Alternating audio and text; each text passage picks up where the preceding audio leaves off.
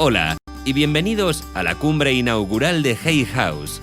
Me llamo John Michael Neal y es un verdadero placer contar con la participación de todos ustedes y con la presencia de Neale Donald Walsch. Es el autor de 28 libros sobre espiritualidad práctica, incluida la serie Conversaciones con Dios, que ha vendido millones de copias en todo el mundo. Sus libros han sido traducidos a 35 idiomas, 7 de ellos han estado en la lista de éxitos del New York Times, y la mayoría de ellos en mi estantería.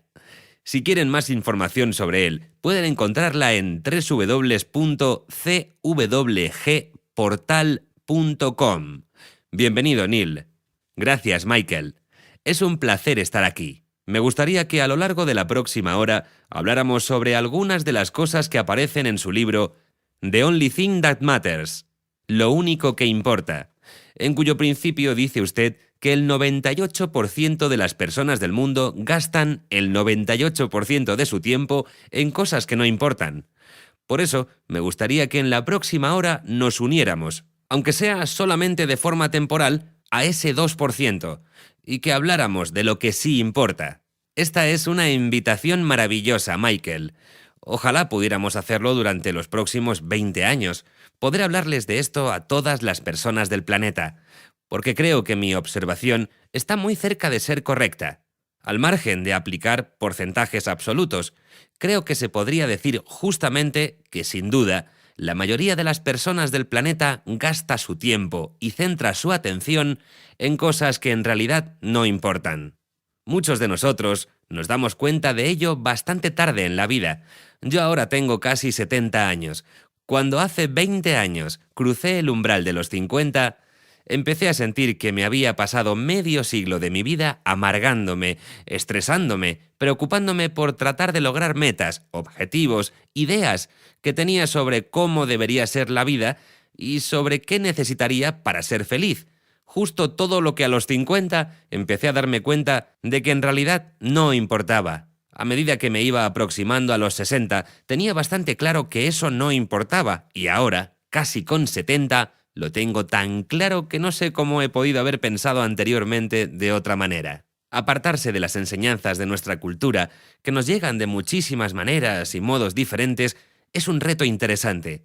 Este hecho me lanzó al proceso que entre risas denomino consigue al chico, consigue a la chica, consigue el coche, consigue el trabajo, consigue la casa, consigue la oficina, consigue una casa más grande, ten hijos, ten nietos, consigue la oficina de la esquina. Si tienes suerte, consigue el cartel de la puerta, consigue una casa aún mayor, un coche mejor y finalmente consigue el reloj de la jubilación, consigue los billetes para el crucero, consigue la enfermedad y consigue salir. Suena gracioso. Suena más o menos divertido, salvo para la mayoría de las personas que están recorriendo ese camino y al final de sus vidas se preguntan ¿por qué hice aquello? ¿Qué obtuve con ello? ¿Y qué me proporcionó? La verdad, no es que les haga mucha gracia. Mi padre, a los 83, no se sentía satisfecho y mucha gente que he conocido, especialmente los que o están en su vejez, o los jóvenes que, por una razón o por otra, están pasando por una terrible enfermedad que tal vez les arranque la vida antes de lo esperable. A sus 30, 40 o 50, te miran y te dicen, ¿sabes qué? No lo comprendí. Pensaba que se trataba de todo eso.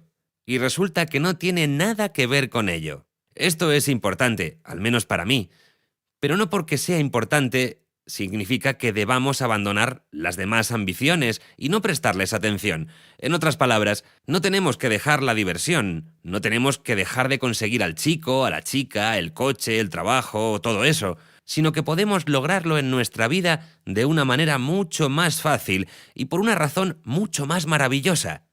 Si esas cosas se convierten en objetivos por sí mismas, desde mi punto de vista, conducen a una línea de fondo bastante trivial. Pero si resulta que conseguimos esas experiencias tan maravillosas de la vida, introduciéndonos en la razón real por la que ésta fue creada, entonces estaríamos hablando de algo muy diferente, de una vida rica, plena, satisfactoria y maravillosamente feliz.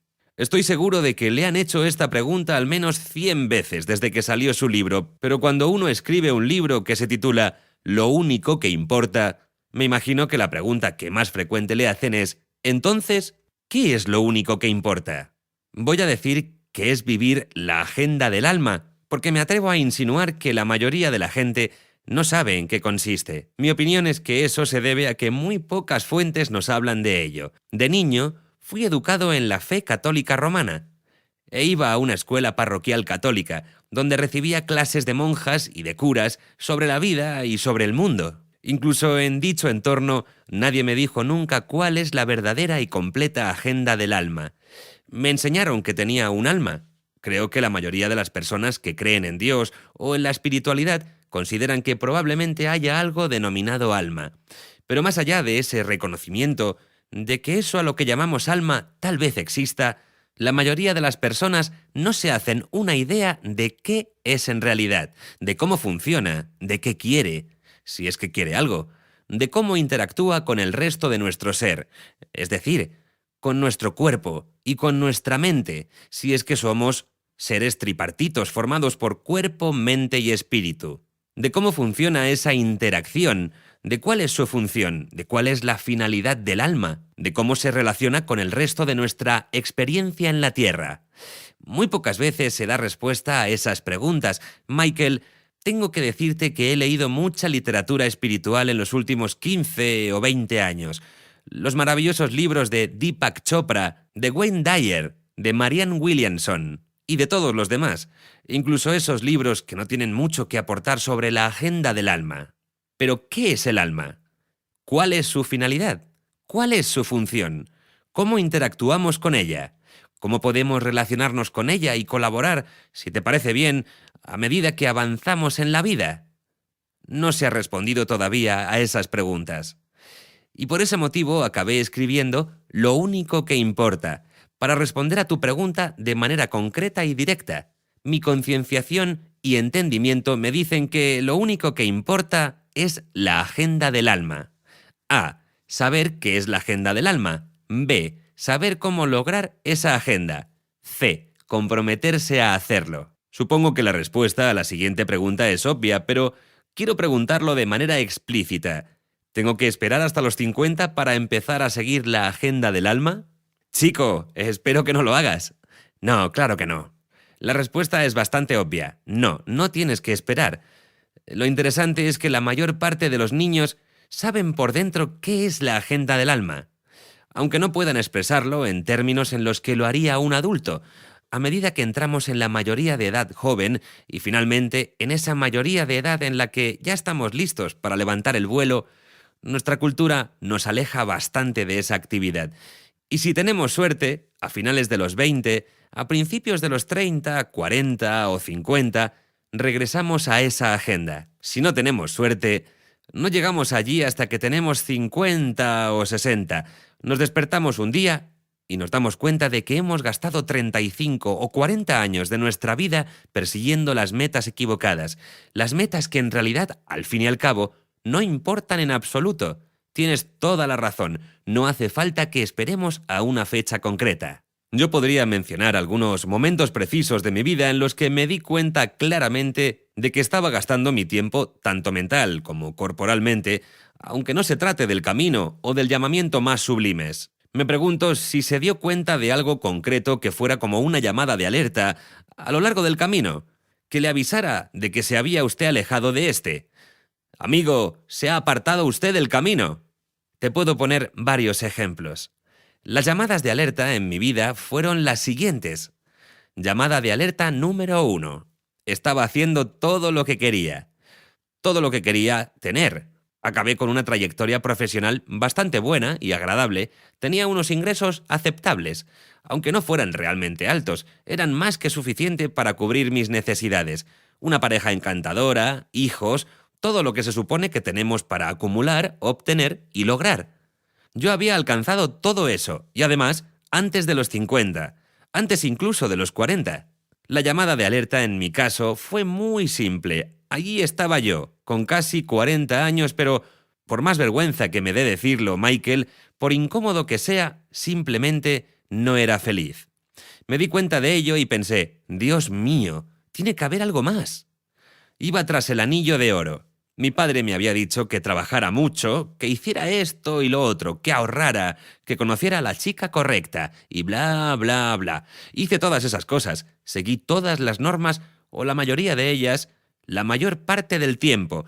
Entonces, entre los 35 y los 45 me di cuenta, ¿sabes de qué? De que tenía que haber algo más porque no me sentía totalmente feliz. Estoy satisfecho, vale, pero ¿estoy rebosante de felicidad como pensaba que me sentiría cuando hubiera logrado esas cosas? Pues no. ¿Qué me falta?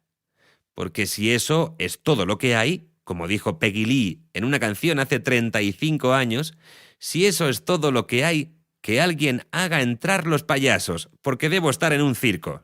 Llamada de alerta número 2. Michael, me sentía como en un tío vivo, haciendo siempre las mismas cosas una y otra vez. Al llegar a los 45, como he dicho, había logrado casi todo lo que quería lograr, así que lo único que podía hacer ahora era repetirme. Acabé repitiéndome de muchas maneras, aunque no eran precisamente las maneras de que me habría gustado. Me repetí en el matrimonio, teniendo más de un matrimonio. Me repetí con los hijos. Fue muy agradable tener más hijos, de lo que estoy muy contento, pero no por ello dejó de ser una experiencia repetitiva. Me repetí en los negocios y en la trayectoria profesional, teniendo no solo uno, dos o tres trabajos, sino que en cierta ocasión llegué a realizar 5 o 6 trabajos diferentes, simultáneamente a jornada parcial, o cambiando radicalmente de vida y esforzándome de una manera más nueva o en una profesión diferente. Cuando cumplí los 50, con medio siglo a mis espaldas, pensé, ¿voy a seguir haciendo el resto de mi vida, a los 40, a los 60 y a los 70, las mismas cosas por tercera vez? ¿O hay algo más? ¿Me estoy perdiendo algo? Mi tercera llamada de alerta a Michael fue que de repente en mi vida privada todas las cosas que habían estado yendo bien, en mi trayectoria profesional y en mi vida en general, empezaron a desmoronarse. En algún punto entre mi 48 y mi 50 cumpleaños, todo se vino abajo. Mi matrimonio se vino abajo, mi carrera profesional desembocó en un callejón sin salida y mi salud empezó a resentirse rápidamente. Estaba yendo cuesta abajo en todos los aspectos de mi vida. Así que pensé, vale, de acuerdo, ya lo tengo. Aquí hay algo que no comprendo, pero cuya comprensión lo cambiaría todo. Creo que el hecho de que se tratara de comprensión es muy interesante, porque encontré lo mismo en mi obra y en la obra de otras personas, que parece que hay un momento similar a una epifanía. Sin embargo, no siempre se trata de una epifanía clara, sino de dirigirse hacia una mayor percepción o comprensión en contraste con una nueva actuación. Sí, a algunas personas les pasa de la manera que acabas de describir. Eckhart Tolle y Byron Katie tuvieron lo que ambos denominaron una experiencia fulgurante. Ellos no llegaron a una comprensión mayor a lo largo de un periodo de tiempo de semanas, meses o años, sino que más bien se despertaron un día y ¡bang! Allí estaba la claridad absoluta. Pero como mi amigo Eckhart Tolle diría, puesto que hemos hablado de esto anteriormente, eso fue muy pero que muy poco frecuente. La mayoría de nosotros va a paso de tortuga. Él tomó la vida rápida, se despertó un día y tuvo una experiencia fulgurante, su momento de iluminación. Para la mayoría de nosotros se trata de un viaje más lento. A mí me llevó algunos años llegar por fin a esa conclusión y lograr cierta concienciación sobre la vida. Pero la última experiencia para mí fue, por supuesto, mi experiencia en conversaciones con Dios, que surgió a raíz de... ¿Puedo contar una anécdota? Sí, por favor. Después de tocar fondo en mi vida, viviendo en la calle, acabé viviendo en la calle.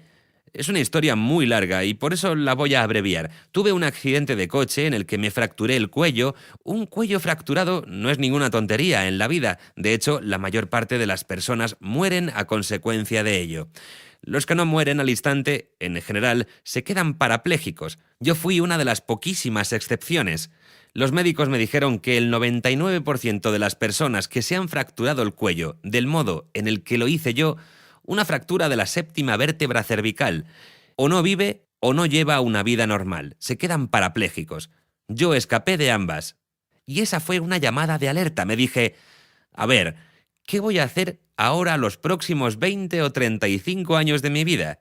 No me gusta decir algo tan trillado, pero, de verdad, Se me había dado una nueva oportunidad en la vida. Tenía 50 años. Pensé, venga, vamos.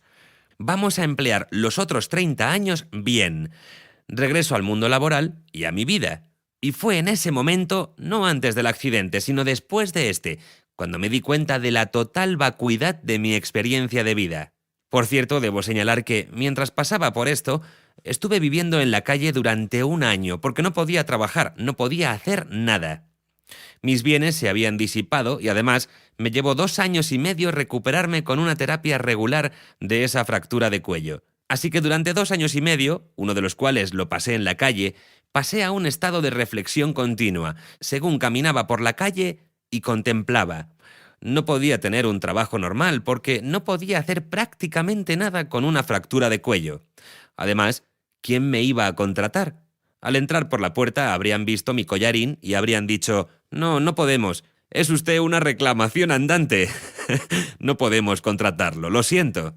Así que allí estaba yo, viviendo en la calle, mendigando monedas de 25 o de 10 céntimos o de $1 para salir adelante. Así me pasé un año, lo que me enfadó. Finalmente un día me desperté y le dije a Dios: si me incorporara otra vez a mi vida laboral, si obtuviera un trabajo a jornada parcial en algún lado, si empezara a entrar algo de dinero, volvería otra vez a la vacuidad de mi vida.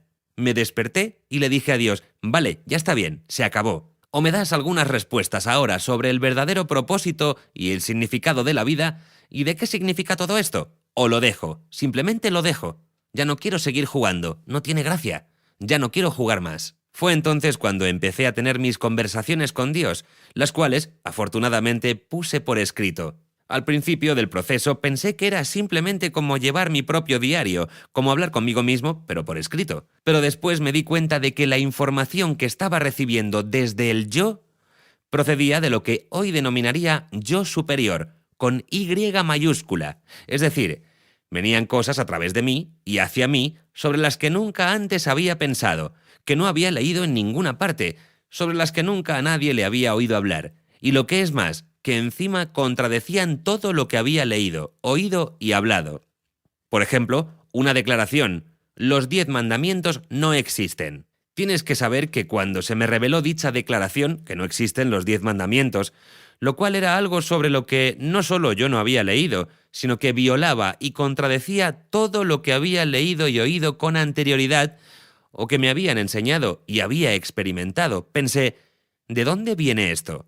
¿De dónde viene tal declaración y con ella la mitad de las otras declaraciones que estoy oyendo desde esta fuente de información interna? Estaba muy asustado. Pensé: vale, estás pactando con el diablo. Menuda la has hecho. Bonita manera de ponerle fin a tu vida. Pero permití que la información siguiera manifestándoseme. Entonces empecé a darme cuenta de que la información estaba viniendo de una fuente superior, no solo la información sobre los 10 mandamientos, sino todo lo que estaba oyendo allí, y que me estaba contando sobre la vida, su propósito, su motivo, su identidad, la identidad, y el propósito de decidirme a favor de Dios, todo el asunto, toda la cosmología de la vida en sí. Pensé que era material increíble y empecé a escribir a mano furiosamente hasta que tuve páginas y páginas y páginas, libretas llenas de ese diálogo.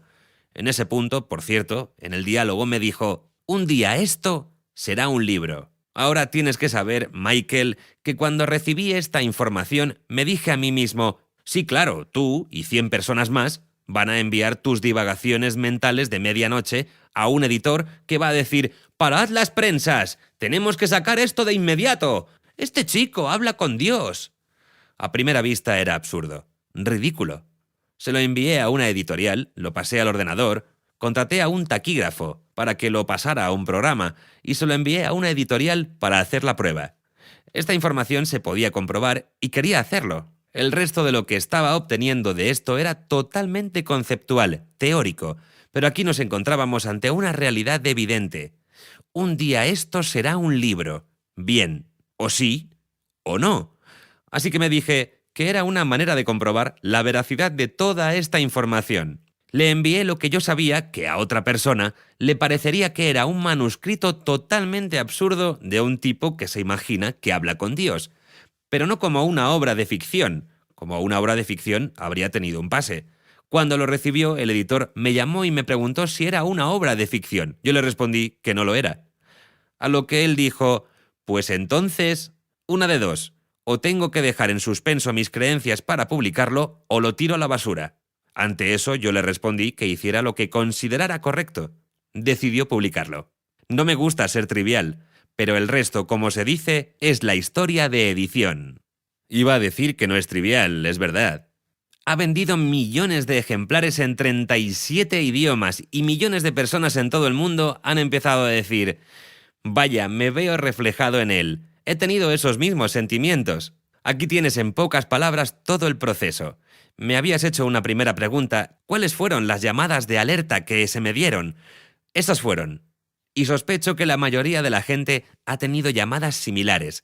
A lo mejor no se han manifestado exactamente de la misma manera. Muy pocas personas acaban viviendo en la calle y eso, pero muchísimas personas, al llegar a los 40 o a los 50, empiezan a preguntarse si eso es todo. Bien, me gustaría retomarlo en ese punto. Tu historia es mencionable en el sentido literal de la palabra, digna de ser mencionada. Una persona que no esté en la fase de los accidentes de tráfico y de los diálogos divinos, cuando tenga ese sentimiento de insatisfacción, el sentimiento de Peggy Lee, de si eso es todo lo que hay, ¿cuál es el primer lugar al que puede acudir para empezar a hacer ese cambio de, digamos, del camino de lo cultural al camino del alma? Ya he dicho que no me gusta ser trivial, pero, por supuesto, a su interior.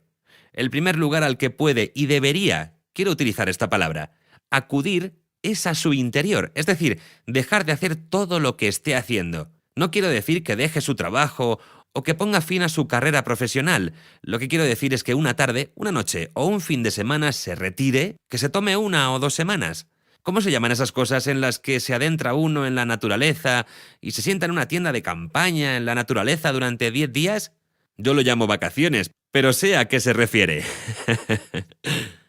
En cualquier caso, tómese algo de tiempo para usted lejos de todo y permítase simplemente realizar introspección y tratar de averiguar qué me estoy perdiendo. ¿Qué es eso concreto que sé que tiene que haber, además de todo esto, y que no estoy experimentando? ¿Qué es lo que en este momento estoy haciendo en mi trabajo, en mi relación, en mi vida en general, que parece estar bloqueando esa experiencia o impidiéndome tenerla? Así que la primera cosa que necesitamos hacer es simplemente hablar con el yo, sentarnos, tener una charla con él y decir: vale, estaba teniendo crisis de mediana edad prematuras. Este tipo de cuestiones, en mi caso, surgieron pasados los 20 o a los 30. Así que cuando llegué a ese estado, simplemente he reflexionado mucho. Escribí mi versión personal de todo ello, a la que titulé Soul Path, mi primer libro para Hay House. Parece que encontraron ese título demasiado espiritual, así que me propusieron cambiarlo por You Can Have What You Want. Y al leer Lo único que importa, que por cierto fue interesantísimo, me di cuenta de que lo que leía cuando describía usted el momento en que la gente empieza a conectarse con el camino del alma, coincidía completamente con la experiencia que me había llevado a mí a escribir mi libro. Dicha experiencia consiste en un desdoblamiento que empieza a producirse a medida que seguimos esa especie de conocimiento interno al que accedemos en los momentos de retiro y contemplación orientada hacia nuestro interior. Lo que empieza a desdoblarse, e incluso, aunque a veces parezca que de algún modo ya lo hemos hecho antes, tiene un significado totalmente diferente cuando lo sentimos. Así que me estoy preguntando si usted puede hablarnos de ese sentimiento del que habla en su libro. Ya sabe, ¿qué es lo que uno desea? Porque la manera de la que habla de él es muy diferente a la manera con la que casi todos los demás han hablado de él. Gracias. En primer lugar, lo que se desdobla es nuestra identidad. Creo que lo que le pasa a la gente a los 20, a los 40 o a los 60 es que de repente logra comprender que no solo la vida tiene más que ofrecernos, sino que de una manera más profunda, que su propio yo tiene más que ofrecerles. Es decir, que son distintos, o al menos más completos de lo que jamás se habían imaginado que podrían ser. Lo que pasa es que adquieren conciencia de que ellos, como la mayoría de la gente, están viviendo un caso de identidad errónea y empiezan a percibir que no solo la vida tiene más que ofrecerles, sino que también su propio yo. El anhelo y el impulso que se levantan en el interior de esas personas en esos momentos de despertar es dual. En primer lugar, se dan cuenta de que no están separados de su instinto. Mucha gente ha experimentado ese primer aviso, lo que yo denomino primer aviso. A veces, durante tan solo un instante, mientras caminan calle abajo, ven un árbol y por algún oscuro motivo, sin saber ni siquiera por qué, de repente se sienten uno con el árbol. O cuando, sin saber por qué, al mirar a nuestro alrededor, mientras asistimos a un partido de béisbol en un estadio que alberga otras 10.000 personas, de repente sentimos que somos uno con todos los demás espectadores. O lo que es más frecuente, pero no por ello menos importante, cuando estamos haciendo el amor con la persona a la que amamos y de repente, en medio de esa experiencia que hemos tenido docenas de veces, o con suerte muchas veces en nuestra vida, experimentamos un sentimiento de unidad con ella. Un sentimiento que nunca antes habíamos tenido, por muy gloriosas que hubieran sido nuestras experiencias anteriores. Entonces decimos, Dios mío, no hay separación entre mí y esa otra persona. Dios mío. Y si somos lo suficientemente inteligentes y tenemos la suficiente presencia de ánimo, entonces decimos en voz alta, me siento más unido a ti de lo que jamás lo he estado en mi vida, o jamás imaginé que podría estar, por mucho que te haya querido hasta ahora. Esos momentos, por fugaces que sean, pueden transformar la vida de una persona. Son lo que denominamos momentos de despertar. Si nos alejamos de esos momentos, tanto si se trata de la persona a la que amamos, de un árbol en el parque o de la multitud en un partido de béisbol, ya no somos los mismos. Y cuando vamos conduciendo por la carretera pensamos, espera un momento, nadie me había hablado de este pequeño cambio. Espera un momento, ¿qué es lo que estoy experimentando aquí? Lo que está usted experimentando no es solo el primer nivel de experiencia de un sentimiento de unidad con otra persona, y además todas las demás y con todas las demás cosas, sino básicamente su verdadera identidad, porque la unidad es una característica de la vida en sí misma, la vida es una característica de la unidad, la unidad es una característica de la divinidad. De repente empiezan a encajar todas las piezas del puzzle, y se dice usted a sí mismo, si no se lo dices en voz alta a otra persona, es posible que no sea solamente uno con todo, sino que, Dios mío, me atreveré a decirlo, lo que sea todo de alguna manera existencial, que sea parte del todo, de modo que mi identidad se revele en esa unidad. ¿Soy eso? Y entonces nos detenemos y pensamos, para el carro. Eso significa que yo soy al menos una parte de Dios, por no decir uno con Dios. ¿Estoy preparado para abrazar esa idea y lo que es más, para pasar a vivirla? Mi experiencia me dice que se trata de un proceso bipartito. En primer lugar, abrazar la vida, albergarla como una realidad posible. En segundo lugar, claro está, intentar vivir en ella, experimentarla y ser un reflejo suyo. Lo que es muy importante, y de lo que he oído hablar 2 veces según lo iba describiendo, es ese momento en que nos enfrentamos a nuestro propio sentido de la probabilidad, del tipo, ¿quién soy yo para estar viviendo esta experiencia, para considerarme de esta manera? Lo que me resulta interesante sobre ello no es el asunto de la autoestima, sino el asunto de la autoidentidad. Estoy de acuerdo. La mayoría de nosotros está viviendo un caso de identidad equivocada, y tiene toda la razón. Yo lo describiría exactamente de la misma manera. La pregunta es, ¿cómo superamos esa cuestión? ¿Cuál es el siguiente paso que tenemos que dar? Y esa es la pregunta clave en la vida de muchos seres humanos. Quiero decirte que la mayoría, quizás no debería utilizar el término mayoría porque carezco de datos estadísticos que lo respalden, aunque lo digo a partir de la observación, que muchos seres humanos no llegan a este punto hasta el momento de su muerte o cuando se aproximan a ella. En ese momento, de repente, empiezan a experimentar toda su vida de una manera completamente distinta y se dan cuenta de que han gastado el 98% de su tiempo en cosas que no importaban. Pero últimamente, un número cada vez mayor de personas, para referirse a una pregunta que has hecho hace unos momentos, ni necesita esperar ni espera a que lleguen estos momentos finales de su vida. De hecho, se abren a un nivel de percepción que les permite tomar conciencia de al menos la posibilidad, si no de la realidad, de su verdadera identidad. Esto sucede a menudo a los 50, 40, 30, incluso a los 20, o más aún cuando son niños. De hecho, como he mencionado antes, los niños gozan mecánicamente de esta percepción, aunque después la vida acaba casi por sacársela a golpes. no físicamente, sino que culturalmente la vida termina por sacárnosla a la fuerza. Nos convencemos de que no, de que obviamente no podemos ser eso, de que debíamos estar equivocados al respecto. Me resulta increíblemente tentador querer visualizar lo que significaría para el desdoblamiento de la humanidad que la gente se diera cuenta de lo anterior. Tal vez podamos llegar allí antes del fin, pero yo quiero seguir con el viaje. Nuestra persona imaginaria, la persona con la que hablamos, ha empezado a despertarse.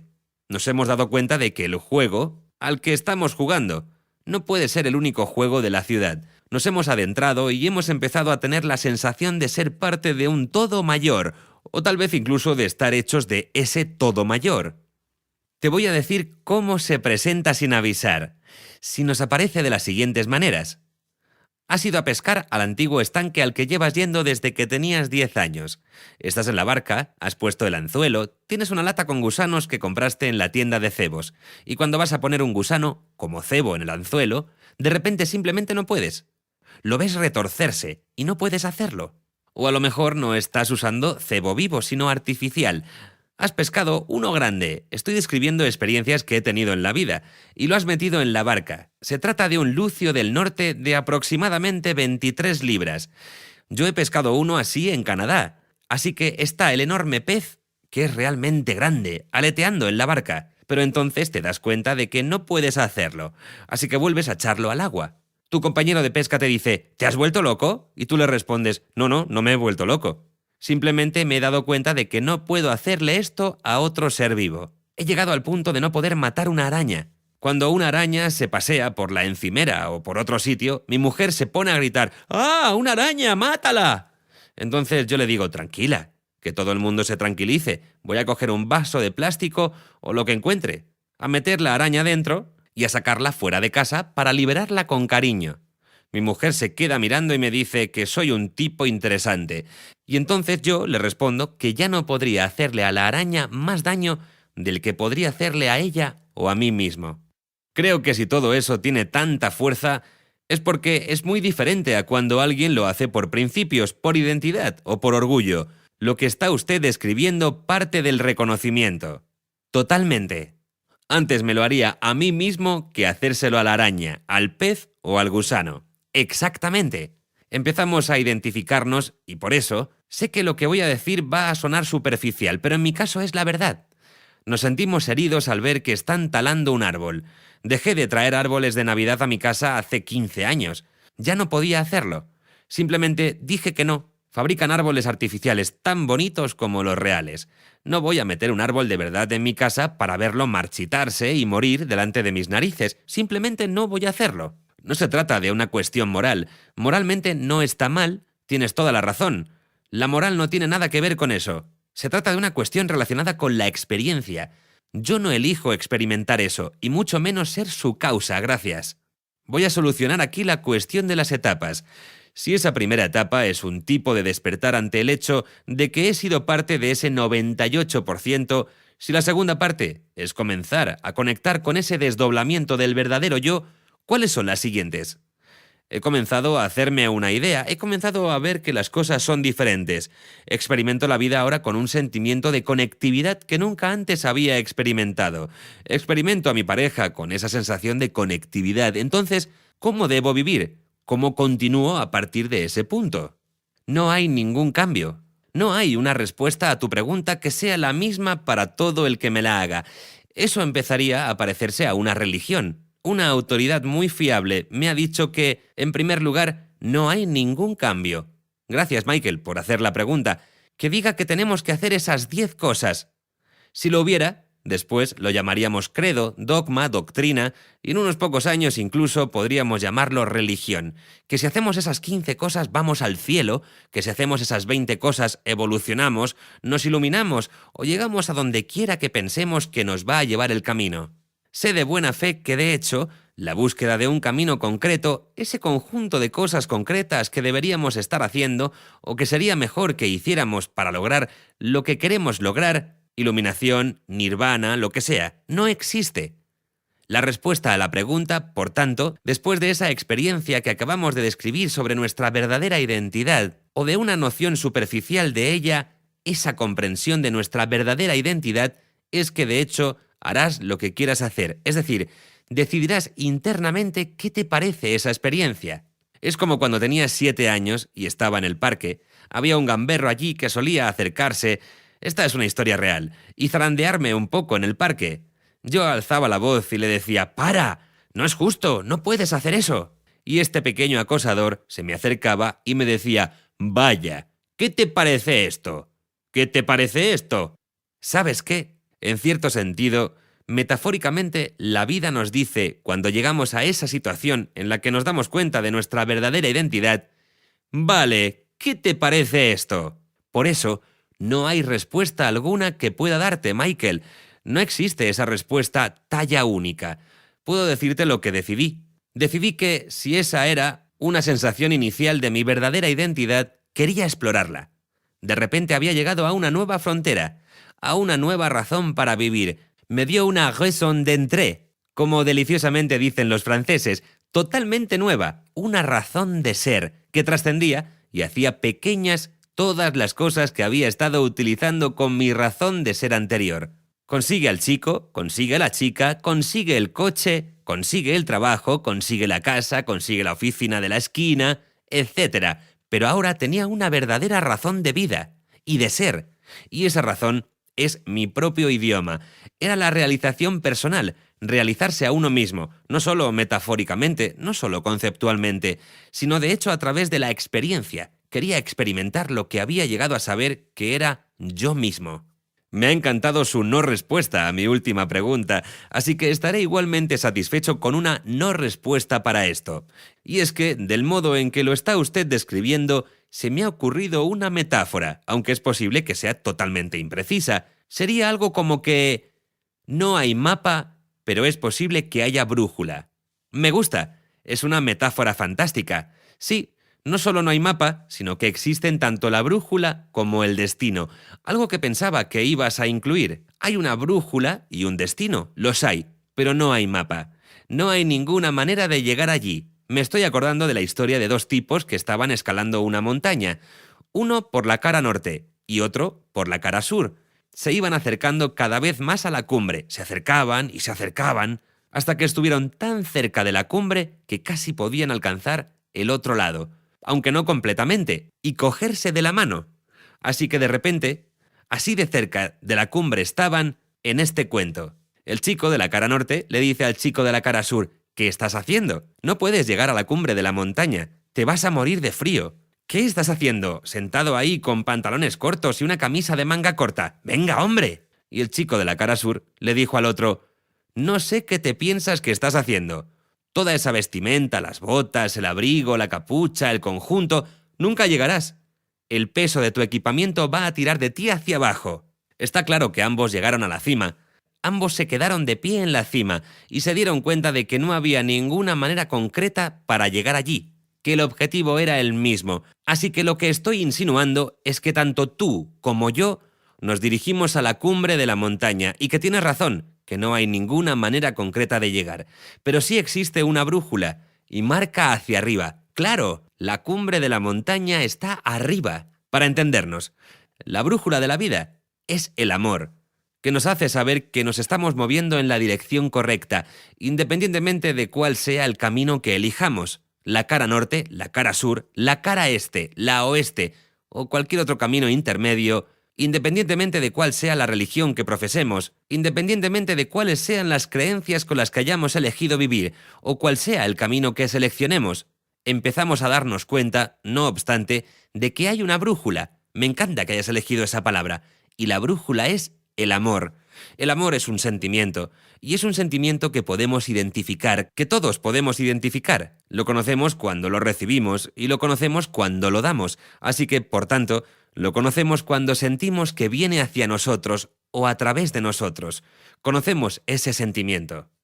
Y cuando lo sentimos, podemos entonces recostarnos y decir: mira, la brújula está apuntando hacia arriba, hacia mi destino. La brújula de mi vida es el sentimiento del amor en mi interior. Lo estoy sintiendo ahora. Me debo de estar moviendo en la dirección correcta. Sigue en esa dirección. Cuando sentimos odio, resentimiento, ira, cualquier tipo de negatividad, miedo u otros sentimientos negativos, cualquier otra cosa que no sea puro amor, entonces podemos decir, la brújula me está diciendo que no estoy yendo en la dirección que quiero seguir. Si sigo por ahí, no voy a llegar a mi destino. Y entonces regresamos al amor. Chicos, sé que esto suena otra vez tan trivial como todo, pero es la realidad que yo he vivido.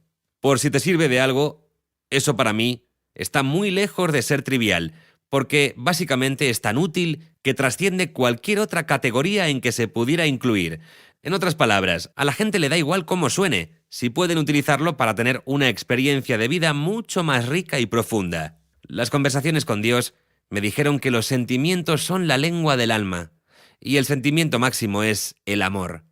La enseñanza que recibí de la conversación con Dios, no obstante, fue bastante insólita. Decía, Neil, debes entender que todo acto es un acto de amor. Todo acto. El acto del asesinato es un acto de amor. El acto de robar es un acto de amor. El acto de violar es un acto de amor.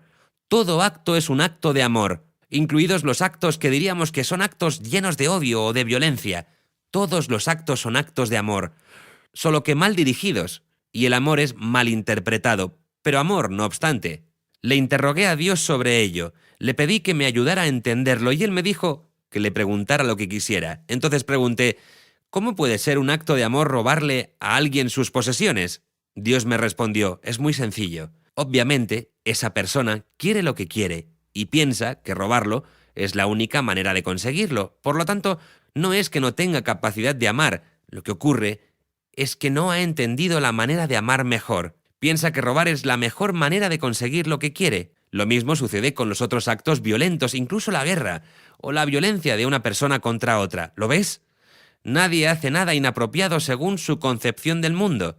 Las conversaciones con Dios me lo dejaron muy claro. ¡Hala! Espera un momento. ¿Lo puedes repetir otra vez? Y Dios dijo, sí, te lo he dicho. Nadie hace nada inapropiado según su concepción del mundo. Todas las personas buscan tener o proteger algo que quieren, y todos actuamos por amor. Pero las distorsiones que han sido colocadas en el interior de la experiencia humana por la propia humanidad han hecho que parezcan como si la única manera de conseguirlo fuera a través de un acto que los demás en absoluto llamarían de amor, sino por el contrario, de odio. Incluso el odio es un acto de amor. Si no amáramos, no odiaríamos. Entonces le dije, espera un momento, ¿qué acabas de decir? Y Dios dijo, escucha lo que te digo, si no amáramos, no odiaríamos. Porque no tendríamos razón para odiar. El odio es meramente una respuesta a algo que le está sucediendo a lo que amamos. Odiamos que esté sucediendo y odiamos a las personas que lo están haciendo, pero en ausencia del amor, el odio desaparece. Por tanto, el amor es el patrocinador de todos y cada uno de los pensamientos, palabras y actos del universo. Cuando entiendes esto, entonces entiendes que el perdón no es ni siquiera necesario, simplemente profunda comprensión, que es por lo que Dios no necesita perdonar a nadie por nada. Dios comprende por qué los ladrones roban. Dios comprende por qué los asesinos matan. Dios comprende, y Dios ve la increíble distorsión de la mente humana tan claramente que, al final del juego, puede decir, ¿sabes qué? Simplemente no comprendiste más de lo que comprende un niño de 2 años. Tienes el vacío del universo. Por tanto, el perdón no es necesario. Una de las maravillosas lecciones que he aprendido sobre esto es una herramienta que ahora utilizo en la vida y que denomino perdón perdonado. Podemos renunciar al perdón cuando logramos comprender por qué alguien ha hecho algo. Aquí hay algo que quiero compartir contigo, Michael. Es muy importante para mí compartirlo. Se trata de lo siguiente. Aunque en mi vida he sido testigo de toneladas de cosas, y he sido testigo de tantas cosas porque pronto voy a cumplir 70 años. Sin embargo, nunca he conocido a nadie que hubiera hecho algo cuya causa yo no pudiera comprender. Y lo que es más, algo que ninguna parte de mí pudiera hacer. Tal vez no exactamente lo mismo, tal vez no al mismo nivel, tal vez no en el mismo grado, pero de manera similar. Y si no llegué al grado que ellos llegaron, no se debió más que a una sensación de claridad sobre qué es correcto y qué no lo es, como una expresión de quién soy. Las mentes dañadas, deformadas, retorcidas y profundamente dolorosas no son libres para atrapar ese conocimiento y por eso actúan de maneras muy deformadas. Cuando esas personas venían a mi presencia, simplemente las miraba y les decía, comprendo por qué lo has hecho. No lo apruebo, no lo estoy consintiendo, pero lo comprendo.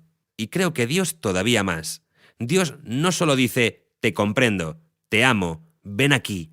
Te voy a enseñar a que adquieras la claridad que te hace falta para que en tus vidas futuras, que serán innumerables, no necesites nunca más hacer algo así para experimentar lo que siempre has deseado experimentar. Déjame que le pregunte lo siguiente, porque creo en lo que acaba usted de decir, especialmente en la idea de las innumerables vidas futuras. ¿Es el destino un lugar al que uno llega? No en el sentido que normalmente tienen esas palabras, no en el sentido de llegar allí y quedarnos allí para siempre porque nos encontremos en casa. Es el fin del viaje. Se logra muchísimas veces en la vida, tal vez muchas veces al día. Se me ha descrito que el fin del viaje del alma es un lugar que se llama completitud, que se obtiene cuando, por enésima vez, expresamos completa, total y absolutamente la totalidad de quienes somos, por decirlo con un lenguaje llano, cuando expresamos divinidad del más alto sublime posible. Ha habido momentos en mi... Por cierto, es posible que se den múltiples veces en un solo día, en una sola palabra, por no hablar de a lo largo de toda una vida. Creo que la mayoría de nosotros ha tenido esos momentos. Yo los he tenido. No es que haya vivido mi vida de ese modo. No voy a fingir que lo haya hecho, pero hubo momentos en los que simplemente ascendí a un lugar de mi interior en que ni siquiera creía. Cuando dejé esos momentos atrás y volví la vista para contemplarlos, aunque solo fuera unos minutos más tarde, pude decirme a mí mismo, sí, ese es quien realmente soy. Chico, uno se siente bien al ser así. Esa es la versión completa de mí al nivel más sublime. Recuerdo una ocasión en mi vida en que se me pidió que impidiera que alguien se suicidara justo delante de mí. Y lo hice. Simplemente dije las palabras correctas con el tono de voz correcto. Hice los movimientos correctos, hice simplemente lo correcto. Esa persona dio un paso atrás y no puso fin a su vida, ni en ese momento ni nunca más, por un motivo similar. Y vivió muchos años más. Cuando se acabó esa situación no dije, «Uf, chico, tuve suerte». Simplemente me fui. Así era. Ahora una pregunta personal más que una pregunta prescriptiva. ¿Qué hace usted cuando no sabe qué hacer? Ya no hay ningún momento en que no sepa qué hacer. Sé que suena arrogante, pero... No, suena fantástico. Dígame más cosas. Quiero decir que no me hago preguntas. No hay momento en que no sepa qué hacer, porque la pregunta no se plantea de esa manera en mi mente. Las preguntas que me sobrevienen en la vida ya no son del tipo ¿qué debería hacer aquí?, sino más bien ¿qué debería ser aquí? Planteo la pregunta de un modo totalmente diferente en los momentos cruciales de mi vida. Digo, vale, ¿qué elijo ahora? Después entro en el ser y la facilidad de hacer las cosas que se deriva de ello es casi automática. En este caso del que acabo de hablar hace un minuto, yo estaba con otra persona, éramos 3 en la habitación. Cuando la persona dejó la habitación totalmente tranquilizado, horas más tarde, cuando se habían recuperado, esa tercera persona me miró con reverencia y me preguntó, ¿cómo diablos sabías qué decir? Le miré y le respondí, querida, no solo no sabía qué decir, ni siquiera me acuerdo de lo que dije, no te lo podría repetir ahora. Más tarde me di cuenta de que la facilidad de hacer cosas en momentos como esos proviene de una toma de decisión relacionada con el ser y proviene tan automáticamente favorecida por la elección del ser que hayas tomado, que prácticamente no recuerdas ni lo que hiciste ni lo que dijiste. Lo siguiente es más bien una pregunta para ponerle a prueba, porque cuando le oigo decir ¿qué debería ser?, no oigo respuestas del tipo podría ser un vaquero, podría ser un astronauta, ya sabe, sino que más bien estamos hablando de respuestas del tipo podría ser ese yo más completo, ese yo completo, esa expresión de divinidad, o podría ser mi pequeño yo. Podría incluso cuantificarlo de modo más específico. Podría ser compasión, paciencia, sabiduría, claridad, comprensión o todas esas cosas. Puedo ser todas esas cosas juntas, que es lo que denominamos amor. ¿Qué aspecto o aspectos de la divinidad elijo experimentar en la completitud ahora? O como planteo la pregunta en mi mente, en los momentos que son cruciales en mi vida, ¿cómo ayuda esto a la agenda de mi alma? Hace cosa de un mes, tuve un accidente de coche. No fue un accidente importante, no fue nada grave, pero fue un accidente de coche. Y cuando salí del coche me pregunté, vale, ¿cómo ayuda esto a la agenda de mi alma? Bien, en primer lugar, tenía que saber lo que era la agenda de mi alma, porque si no, no habría podido siquiera responder a la pregunta. Pero si tengo claro lo que es la agenda de mi alma para lograr la completitud, es decir, experimentar la divinidad en su yo completo en este momento, ahora mismo, dada la circunstancia de la experiencia que tengo ante mí en este momento, de repente conoceré la agenda de mi alma. Después solo queda responder a la pregunta: ¿cómo ayuda esto a la agenda de mi alma? Mi respuesta queda probada a través de lo que elijo ser en esos momentos inmediatamente siguientes a dicho encuentro. Recuerdo acercarme al tipo y decirle: no te preocupes. Claramente era su culpa, por cierto, pero él dijo: lo siento mucho, se me cayó un cigarro al suelo del coche, bajé la mirada solo un segundo, no puedo creer que estuvieras allí, Dios, sí, lo siento mucho. Entonces yo le pedí que se relajara, que lo único que importaba en ese momento era si estaba bien. Me respondió que sí. Me preguntó si yo también lo estaba, a lo que le respondí que sí. Pero te he destrozado el coche, dijo. Tu coche está hecho un desastre. Solo es un trozo de metal, no te preocupes, le dije. Entonces él se detuvo un momento, me miró y me preguntó: ¿pero de qué planeta has salido? Y nos echamos a reír. Sé que no lo estás poniendo como ejemplo para intentar ser de una manera determinada, pero he aquí un ejemplo de lo que sucede cuando ves la vida con claridad y sin miedo. Sí, exactamente, claridad sobre quién eres, pero también sobre por qué está pasando lo que está pasando, sobre lo que es cierto en relación con todo y sobre el propósito de la agenda de la vida misma, precisamente. Ahora bien, ¿me encuentro en esta situación de claridad la mayor parte del tiempo? No. ¿El 90% del tiempo? No. ¿El 60%? No. ¿Más que antes? Sí. Me pongo un sí en eso. Aquí está la otra mitad de la pregunta, que de nuevo se basa en mis propias observaciones. ¿Causa usted también menos daño ahora cuando no se encuentra en esa situación? ¿Qué quieres decir?